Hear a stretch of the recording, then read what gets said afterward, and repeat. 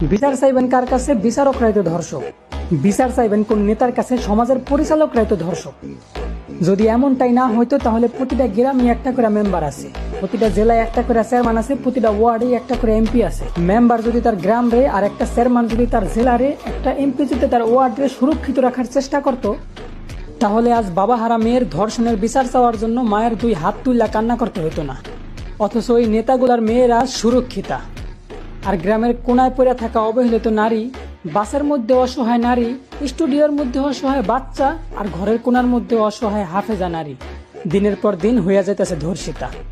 এই দেশে ধর্ষকের পক্ষে কথা বলা উকিলদের কথাগুলা প্রশাসন খুব ভালোভাবেই মাইনা নেয়, অথচ অসহায় মেয়েগুলার ধর্ষণের বিচার চাওয়ার জন্য বাবা মা কিন্তু প্রশাসনের কাছেই ছুটতে যায়।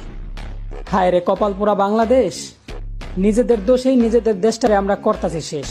তাই বলি, ধর্ষকের বিচার চাওয়ার জন্য এখন আর প্রশাসনের কাছে না, নিজের ঘরের মধ্যে যান, একটা লম্বা ধারালো তলোয়ার নিয়ে দরজার সামনে বৈশা যান। এদেশের মানুষ যদি ধর্ষণ করার অপরাধে ধর্ষকের ঘাড় থেকে কল্লা আলাদা করে ফালায়, তারপরে দেখবো এই দেশে ধর্ষণ করে কোন শালা।